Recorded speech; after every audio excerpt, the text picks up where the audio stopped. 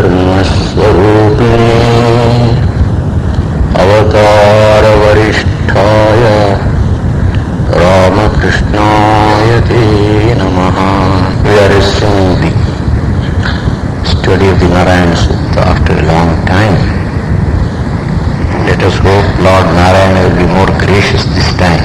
Among the various Vedic Suktas, Narayana Sukta is perhaps the most common, most widely known and most oft-chanted piece from the Krishna Yajurveda. It is also used widely in ritualistic worship, especially in the process of Abhisheka or giving bath to the deity in ceremonial worship. It forms a part and parcel of the Mahanarayana Upanishad, which again is the fourth chapter in the Taittiriya group. After Taittiriya Upanishad, the three chapters, the fourth one is Mahanarayana. It's almost a compendium of miscellaneous mantras which are used mostly in the sacrificial processes. Sahasrashirsham Devam Vishwaksham Vishvashambhuvam Vishwam Narayanam Devam Aksharam Paramam Padam Vishvatah Paraman Nityam Vishvam Narayanagam Harim Vishvavivedam Purushaha Tad Vishvam Upajitanga. We have to meditate upon that Narayana whose description is given here to facilitate our meditation upon him. He has 1,000 heads, he is effulgent, he has innumerable eyes and ears, that is indriyas or sense organs. The sense organs of all the living beings ultimately belong to the Lord. He is the giver of pleasure and happiness and peace to the whole world. The entire world is he himself, and he is Narayana, one who lives in the hearts of the Naras or human beings, and he is Akshara, the indestructible, and he is the supreme abode which all of us have to reach through our sadhana. Vishwataha Paraman Nityam Vishwam Narayanam Harim Vishwam Eva Idam Purushaha Tat Vishwam Upajivati. He is beyond this universe. He is Karana or the original cause. This universe is Karya or the effect. So when compared to the effect, the cause is supposed to be superior. Everything has come from him. Therefore, Narayana as the origin of the whole universe is beyond the universe, is far superior to the created universe. And he is Nitya, eternal. God is never created. There is no past or present or future for him. He is Nitya or Shashvata. And he is also Vishwa. Whatever exists in this world, he has created it, God has come. He is Narayana, that's word. He is supposed to be in the body or one. That's only given with the control human. And entire beings ultimately have refuge in you. So Vishnu in first. This word really means God, Lord Vishnu. But there is an etymological definition of the word also. Harati iti hari. One who destroys our sins, our ignorance, our lower natures. Prayer is of God that we can conquer our lower self. First last one. Our kind past the Tamil, some like rabbits with his private servants, every having puts upon Christians have avoid them if they are not happy. So these samskaras are the most troublesome work of God. These must touch them. And second, pray to the Lord for help. Mam Anusmara Yudhyacha. Krishna says in the Gita, remember me and fight. So fighting the battles of life, fighting with our own lower nature, kama, krodha, lobha, moha, mada, matsarya, what is called as Arishad Vargas, the 6 enemies within us. In order to fight with them, we need strength, and the strength can come only from God. So Mam Anusmara Idhyaja, remember me and fight. In the lives of many sadhakas we find that when they have been practically overcome by their evil tendencies and they feel absolutely helpless, they have come to the dead end of the road as it were, they would turn helplessly to the Lord, prayed intensely, and then light has come, strength has come, power has come, peace has come, and they have been redeemed. That is why God is called as Hari, one who destroys our ignorance, our evils, our evil tendencies. This can be made very clear with a story. A man steals, he is caught, and he is taken to the judge, and the judge gives him a sentence of 2 years or 3 years jail term. He has to go to the jail and be there, and that punishment is meted out to him. By this time the fellow has realized his mistake. Yes, I have committed this crime, I deserve this punishment, but why don't you leave me off this time, I will not repeat it again. Then the judge will tell him, no, I am not competent for that. My business is, the king has made these rules and I have to implement them, that's all. You better go to the king and appeal to him. Then he is taken to the king, he appeals to the king.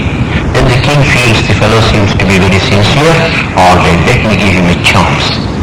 And now he gives an exception, he is let off. So that power only the king has, not the magistrate or the judge. Just like that, the world is going on in a particular way, being bound by the rules and regulations created by the Lord himself. If you want exceptions and exemptions, we have to turn to the Lord himself. Since he is Hari, capable of destroying our ignorance, our evils, if we turn to him and pray to him, then he will liberate us and protect us. So God is always pictured in the Hindu scriptures as extremely merciful, ahetuka kripa sindhu. Idam Vishnu Purushaha eva. So the description given in these 2 verses is of Narayana as the all-pervading spirit who is both transcendent and immanent, and that we have to meditate upon him. Patim Vishwasya Atmeshwaragam Shashvatagam Shivam Achyutam Narayanam Mahadnyayam Vishwatmanam Parayanam. Vishwasya Patim, he is the Lord of the created universe. He creates the universe, he rules over it, and then he withdraws it back into himself. Normally we use the words Srishti, Sthiti and Pralaya. Pralaya is not actually destruction, it is taking back into the cause. First there is an evolution, then there is the involution. The process of involution just means that the karya or the effect goes back into the karana or the cause. So pralaya is actually involution for withdrawing the created universe into himself. So he is the Lord of the whole universe. After creating it, he is ruling over it. Pati means Lord, ruler and protector. And he is Atmeshwara. He is the Lord of the Atman. Here the word Atman is interpreted as Jivatma. Every one of us, the individual souls, we have our spirit or the Atman within us. Of course, there are differences of opinion among the various schools of Vedanta about the relationship between the Jivatman and Paramatman. Advaita says they are identical, Vishishtadvaita and Dvaita differ. Ishvara. They say that they are different but dependent upon the Lord. Whatever it is, as long as we are in the state of Jivatma, that is, we are conscious of our limited body-mind complex, we are identified with that, we are very much conscious of our own personality, we feel we are somebody different from others. As long as that consciousness or experience is there, we are Jivatma, Atma, transcending the body and mind, but living in the body and mind and identified with it. So when we consider the Atma as Jivatma, as the bound soul, then he becomes Atmeshvara, the ruler, the supreme ruler or Lord of all these Jivatmas. In Vishishta-Advaitic tradition, Brahman is like a pomegranate fruit. Inside there are many seeds. Like that, the infinite number of jivas and also Prakriti or nature, they are included in him. They are a part and parcel of Brahman, but Brahman is inside them and also transcends them.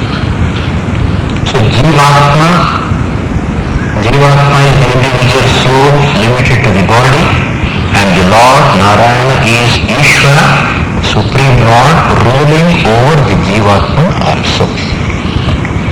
How does he rule? As the Antaryaman inside, the inner controller. Without his will, without his power, the Jivatma cannot work. Or secondly, we can say that the Jivatmas are able to work only by the command of the Lord. The Brihadaranyaka Upanishad has two recensions, shakhas. It is very interesting how the Vedic shakhas developed in course of time. Krishnadvaipayana Vyasa divided the Vedas into four parts, Rig, Yajur, Sama and Atharva. Of course, I am giving the traditional view and not the view of the modern Vedic scholars. These four disciples, they taught it to their disciples. So each one of the disciples had a number of disciples, and the knowledge of the Vedas was transmitted to them from generation to generation. Originally the Vedas were primarily sacrificial texts. Hence, if a particular disciple of Paila, let us say, to whom Rigveda was taught by Vyasa Muni, is residing in Andhra Pradesh, and another disciple is living in Tamil Nadu or Gujarat, depending upon the local condition, the local traditions, the local modes and methods of performing the sacrifices, he could have made some readjustments. Now, if a little readjustment is made in the process of sacrifice, naturally a rearrangement of the mantras would be necessary. So in one text, one shakha or branch, if a particular mantra is the fifth mantra, in another shakha it will be the 12th mantra. In one shakha there will be two mantras extra. In another shakha there may not be those two mantras at all. So like the different branches, recensions as they are called, they came into existence in course of time. The Brihadaranyaka Upanishad, which belongs to the Shukla Yajurveda, has two shakhas, two recensions, Madhyandina and Kandva. Obviously Kandva must have been one rishi, Madhyandina must have been another rishi.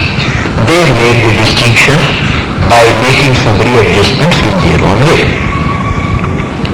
Bhagavan Shankara has quoted plenty of texts from the Madhyandina recension, but the commentary he has written is on the Karma Shakha.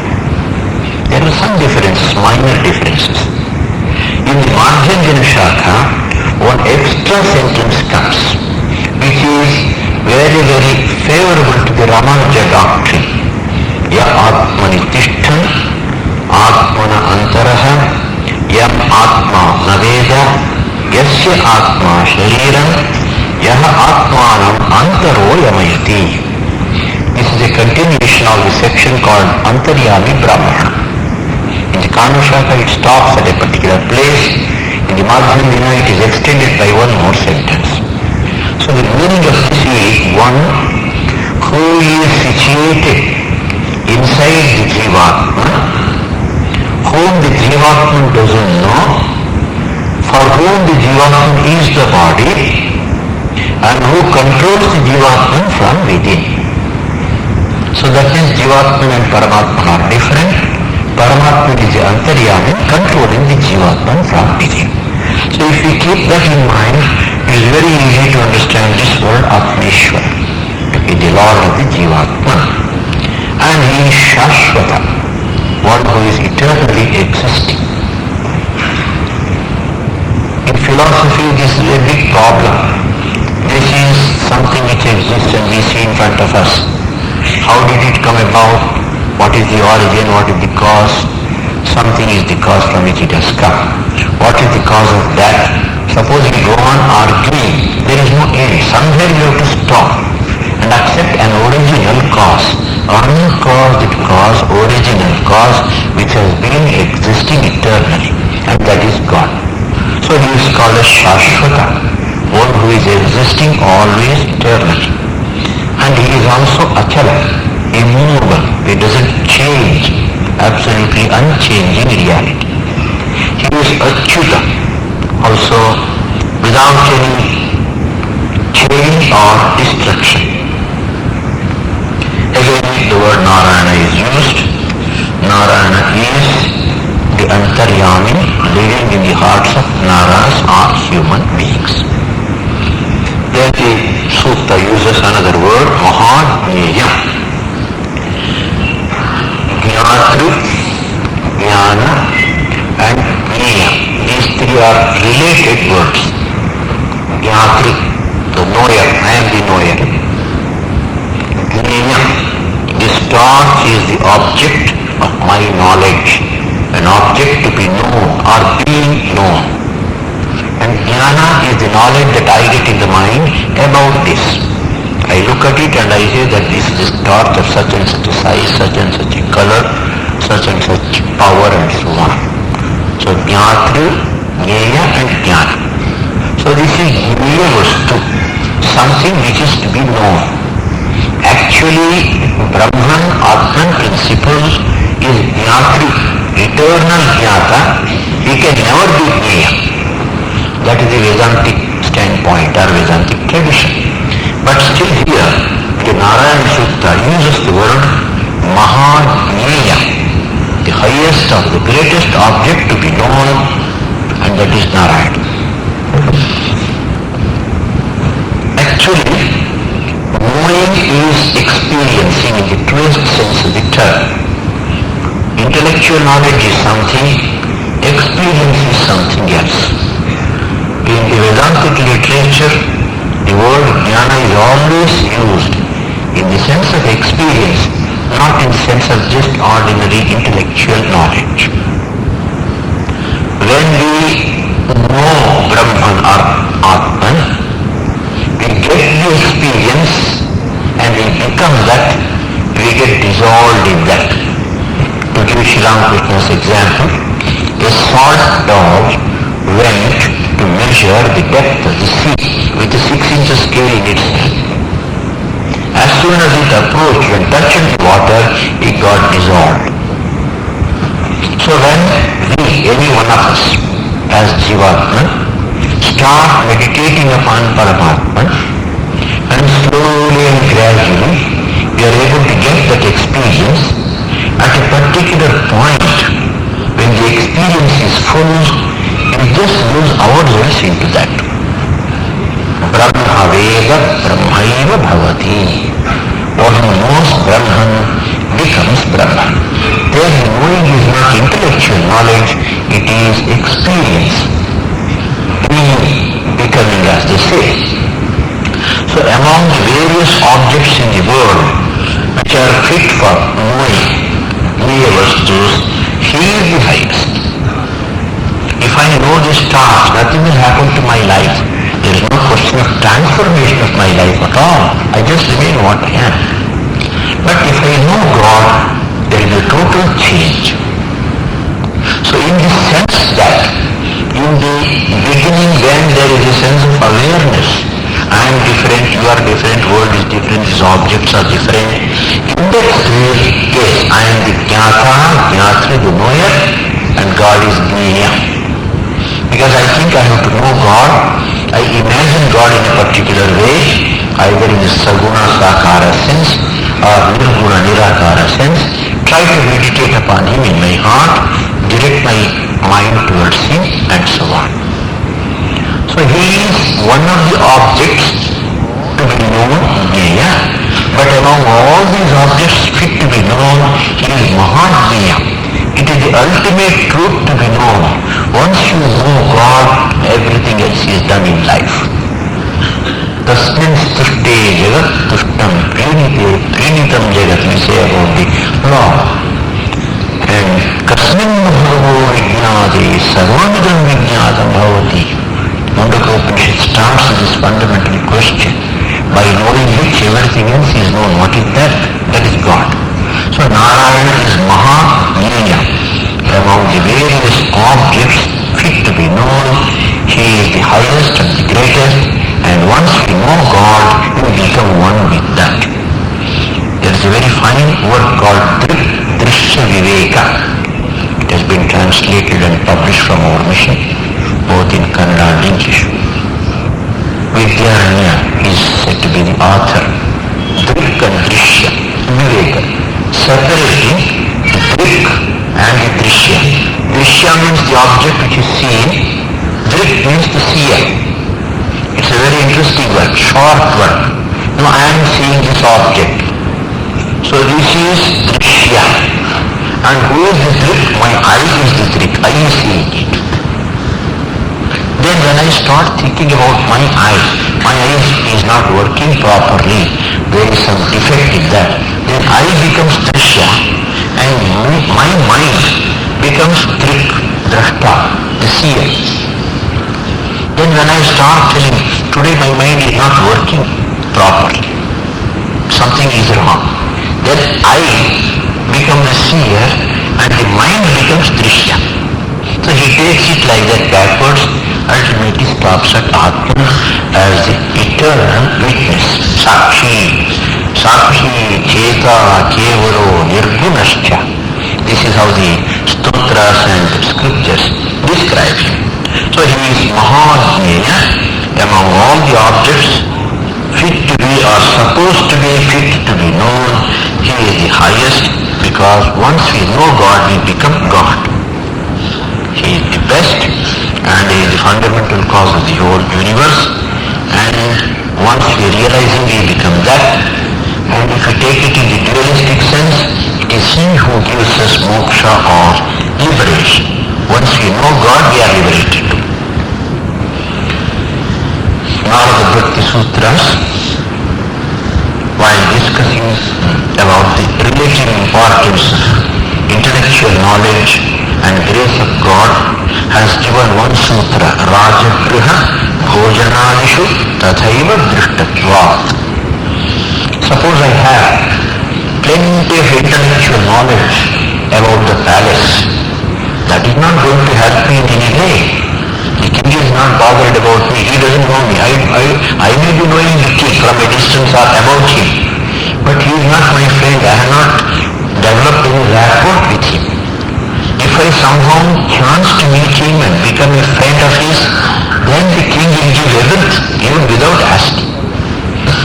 Similarly, suppose I know the science of culinary science, I know how to prepare Mysore pak or this or that is not going to help. Suppose I know what type of or kinds of food are being prepared in the palace, so many nice good things, that intellectual knowledge of the things prepared in the king's house is not going to appease my hunger. If my hunger is to be appeased, I have to eat the food. So just like that, mere intellectual knowledge or jnana is not going to help us. It is only the grace of God, love of God that can help us. So that is how Narada puts it, and the same thing applies here. Mahajnaya does not mean that we have to know him intellectually, knowing his experiencing among the objects fit to be known or experienced. He is the highest because because once we get the knowledge or experience of the Lord, we become one with Him.